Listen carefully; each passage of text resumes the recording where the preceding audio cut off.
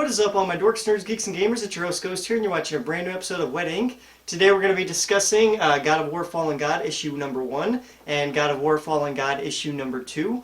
I do got to say I'm a little bit disappointed in the story by these so far because not a whole lot has happened in the first 2 issues. So this is going to be a pretty quick episode of Wet Ink. So we're just going to hop right in and see what we can see, and then we're going to talk about it as we always do. Starting off with issue 1. This one basically starts off at the end of God of War 3. We know that Kratos has tried to kill himself and it doesn't work. He cannot die. So he thinks the next best thing to do is to get rid of the Blades of Chaos in whatever way he can. So he's basically just tossing them as far as he can and hoping that they stay away. But every time he goes to bed at night, he wakes up and they're there again. So this is just causing him rage. He keeps trying to get rid of them over and over and over again. And they keep coming back. So eventually he says maybe it's the distance. Maybe if I get enough distance between him and the blades before he goes to sleep, then maybe he can go to sleep and not wake up and have them reappear. So he keeps walking. He walks and walks and walks and walks and walks till eventually, once again, the blades come back. He keeps throwing them away over and over again, just to cement in that he doesn't have anywhere else to go. With the Blades of Chaos, they're going to keep showing up. And knowing Kratos, that's just his character, so that's the torment he has to pay for the things he's done. We then cut to ancient Egypt, where Kratos is finally coming up on a civilization. And how do we know it's Egypt? Because of the way people are dressed and the giant crocodile monster that is attacking the town. And he thinks that everyone's afraid of him. They're all scared or whatever, like you see here in this picture. So they're all terrified of Kratos as he's walking through. Kratos doesn't understand why. And then that's when one of the Egyptian gods come to him and basically explain to him that he is needed for a much greater purpose. And this is actually the first Egyptian-style god or creature that we've seen in the God of War mythos so far, because we've seen creatures from Greece and Roman and all that. We've also seen Norse mythology, monsters and gods and things like that. But this is the first full Egyptian character in the God of War lore. And if he plays a bigger role in the games or future storylines, we'll have to wait and see. But it definitely opens up a wider door in the God of War mythos and mythology of why this is happening. But he tells him, Kratos, you're needed for a much greater purpose. And Kratos says, I don't listen to gods. They've never done anything good for me anyway. So he basically ignores him and keeps walking on. And along his way, he realizes there's nowhere to go. He keeps walking, keeps getting into danger, and every time he turns around, the blades are back. But we also get this Egyptian god messing with him. I think the crane is his main animal symbol for that god. But he also appears as a baboon here and kind of taunts Kratos and makes him think that he may be losing his mind, messing with him mentally.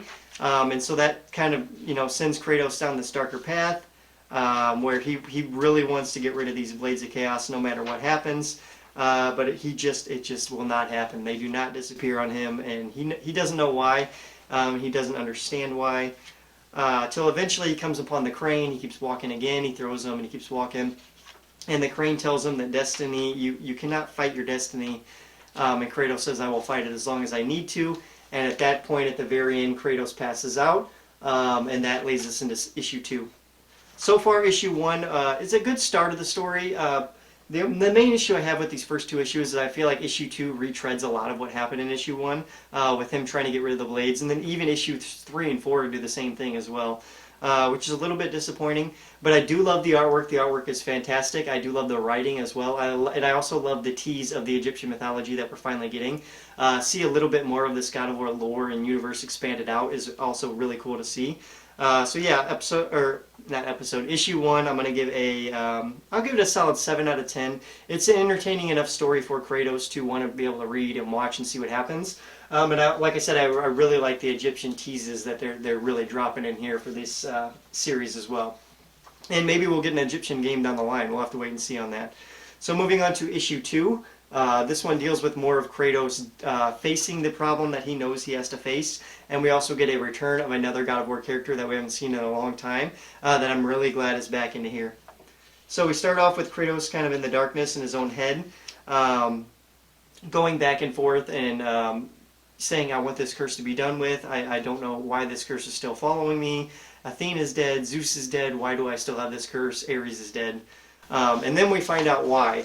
So back from the dead, here comes Athena as a a god above a god, I would assume they'd call him, because she has died in the Greek mythology, but yet she's still here and still regarded as a god. So she basically tells Kratos he has a purpose he still has to fulfill.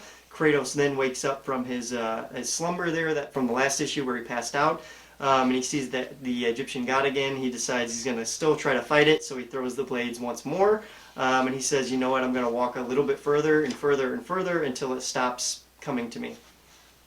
So he starts walking, and he realizes that, oh crap, I'm back in the city where the people were terrified of me. I went in a circle. I'm in the same spot again. And that's when the other guy's like, well, maybe you're not. Maybe this is the fate I've been telling you about. You cannot fight it. You have to destroy this chaos beast, this giant alligator, crocodile, whatever it is, to free yourself to be able to do what you want to do. So yeah, Kratos is basically saying, no, I'm not going to fight this chaos beast for you guys. I don't trust the gods. I don't trust the monsters. You see this chaos beast here, this giant crocodile.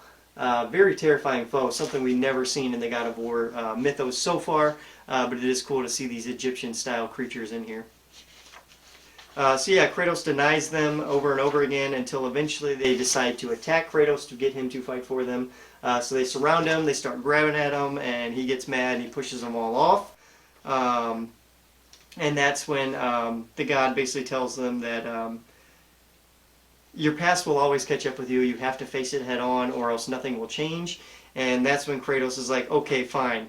I will go fight this thing. I will do it. I will kill it. I will destroy it. I will make these people happy, and maybe that'll make myself happy. So that leads to him basically still trying to fight it emotionally, himself, his character. And then that's when the Blades of Chaos appear again on his wrist. And, well, no, he doesn't. They don't appear on his wrist. He ends up trying to take this thing out without using the Blades of Chaos to prove that he can. And that kind of leads to this nice shot of him jumping into action here at the very end, saying to be continued. But that is a nice setup for issues 3 and 4, the last 2 issues of this series. Yeah, I do like it a little bit. I just wish issue 2 had a little bit more character development and less retreading of what already happened in issue 1. But I do have to say a very solid start, and a little bit better than issue 1 because we are finally getting to see that action scenes. And that's the other thing, is this is a God of War comic book, and we didn't get any action scenes in issue 1. Instead, we got almost all of them in issue 2. Even didn't have any until the very end, and then we start the action in issue 2. So issue 3 and 4, I'm hoping to have a lot more action scenes in it, knowing Kratos that we should have more action scenes. So yeah, I'm going to give issue 2 a 8 out of 10, slightly better than the first one, 7 out of 10. But still an enjoyable series overall, and I highly recommend it if you guys are God of War fans. So if you guys want to go check it out, God of War Fallen God, you can find them on eBay, you can find them on Amazon, you can find them at your local comic book shops if you guys look hard enough, I'm sure. So if you guys are willing to check this out, go ahead and check it out. And Dark Horse always does amazingly beautiful artwork. Once again, the artwork is beautiful in both issues, and the story is a little bit lacking, but the artwork definitely makes up for it, and 100% overall for the whole thing.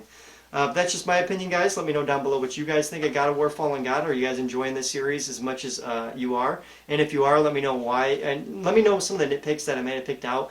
And let me know why you wouldn't consider them nitpicks if you don't consider them nitpicks. Until next time, guys, I've been your host, Ghost. Adios.